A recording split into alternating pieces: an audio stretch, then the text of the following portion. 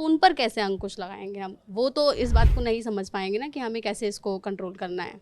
और वो जब खुद नहीं रोक पाते तो वो सोचते हैं कहीं कहीं और से अगर इस बात का इंतजाम हो जाए, कोई नियम कानून के दायरे में बंधेगा तो शायद माँ बाप के पास जवाबदेही बेहतर होगी। इस देश की बड़ी विडंबना है कि लोग दूसरों से एक्सपेक्टेशंस रखते हैं, सिर्फ ऐसे समाधान सोल्यूशन चाहते हैं। अभी मैं इसके ऊपर अगर ये बताता कि आप कौवे को नमकीन खिलाओ, बैल की पूंछ में नीम के पत्ते बांध आओ, तो बहुत सारे लोग खुश हो जाते।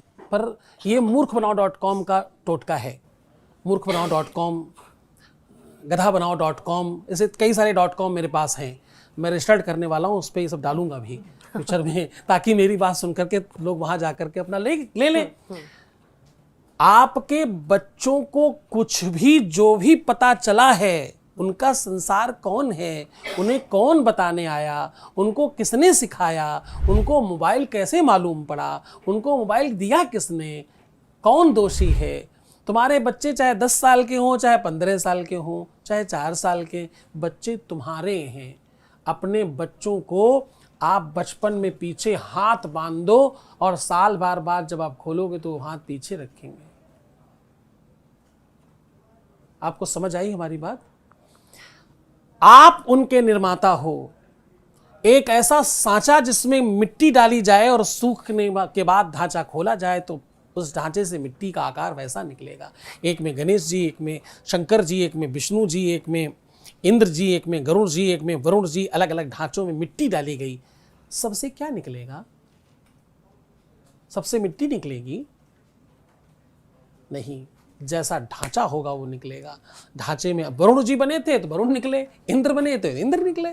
आपने जो ढांचा क्रिएट किया है, जो माहौल क्रिएट किया है, आपकी अपनी स्वतंत्रता भंग ना हो इसलिए आपने उसे मोबाइल में व्यस्त कर दिया है। तो आपने बोया था बबूल का पेड़, चाहते हो आम खाना, आपकी चाहत ही गलत है, आपका प्रारंभ ही गलत है। आपने चावल चढ़ाए थे और आपने दाल क्यों नहीं बनी? ये तो सरकार की ड्यूटी है, ये तो सरकार को कम से कम दाल चावल भर की व्यवस्था करनी चाहिए। तो इसमें हंसने के अलावा कोई क्या करे? और हम इस तरह के मूर्ख हैं, इसलिए हमें वो मूर्खबनाओ.com वाले सारे टोटके मिलते हैं। हम फिर उसी तरफ चल पड़ते हैं और एंड में हम कहते हैं मूर्ख कैसे रह गए, क्योंकि हमने उठाई मूर्खबनाओ.com से सामग्री है तो हम वहीं पहुंचेंगे। जिस पथ पर चलोगे उसी पथ के आप गामी बनोगे, आपका परिचय उसी से निकलेगा, आप उसी तरीके की दिखाई पड़ोगे। प्रैक्टिकल कुछ नहीं है। प्रैक्टिकल का मतलब क्या है जो आप कर रहे हो? एक थ्योरिकल, एक प्रैक्टिकल। एक बार किताब में लिखा पढ़ाया गया, फिर उसको आपको दिखाया गया, तो आप प्रैक्टिकली अपने बच्चों को दे रहे हो बचपन से। और कल जब वो किताबी ज्ञान पढ़ने जाएंगे वहां भी यही कहा जाएगा इंटरनेट से पढ़ लो, ये वाला सब्जेक्ट इंटरनेट से निकाला जा सकता है। तो वो सब्जेक्ट निकालने के लिए इंटरनेट देना पड़ेगा। इंटरनेट देना पड़ेगा तो इंटरनेट जिसमें चल सकता है वो व्यवस्था भी देनी पड़ेगी। वो व्यवस्था देनी पड़ेगी तो इंटरनेट चलाने के लिए सिम भी देना पड़ेगा। बस बर्बादी के पूरे साधन संपन्न हुए। यहां से शुरू हो जाएगा। एक कवि ने बड़ा अच्छा कविता लिखी, मैंने उसका बड़ा प्रचार कर दिया है। उसने लिखा, दिन भर रील बनाती है, पढ़ती नहीं पढ़ाती है। अपनी बेटी के लिए उसने लिखा कि एक बाप ने किस्तों में ला करके मोबाइल दिया और वो लड़की पढ़ने के लिए मोबाइल ली, लेकिन दिन भर रील बनाती रही, पढ़ी पढ़ाई तो नहीं। एक पंचर वाले के साथ भाग गई।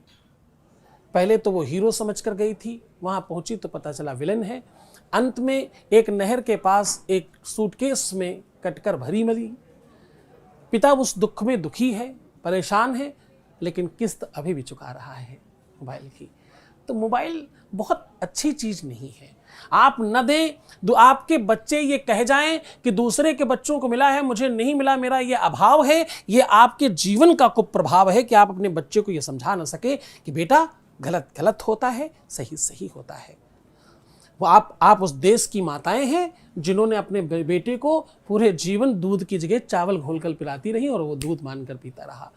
बेटे बच्चे वही देखते हैं जो माएं दिखाती हैं। शुरू वो अपनी आंखों से नहीं, माँ की आंखों से देखना करते हैं। माँओं की बड़ी जिम्मेदारी है इस विषय में। माँओं के पास वो ताकत, वो क्षमता, वो सामर्थ्य है, माँ में भगवत्ता है, भगवान जैसा ताकत है, क्षमता है कि वो अपने बच्चों को सही दिशा दिखा सकती है।